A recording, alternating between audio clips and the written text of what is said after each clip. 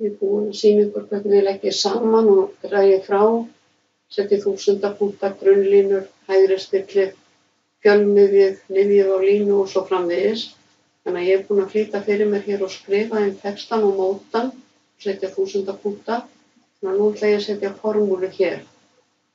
Það eru 25 pítsur og hver þeirra kostar 3240 og til að reikna það saman hvað þeir kosta allar, þá þarf ég að margfalda.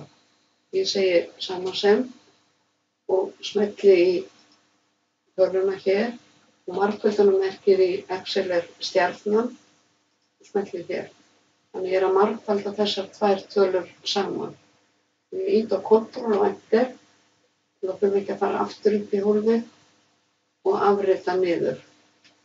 Og ef eitthvað af þessum tölum breytist, þá breytist niðurstöðutalan líka. Og ég ætla að lista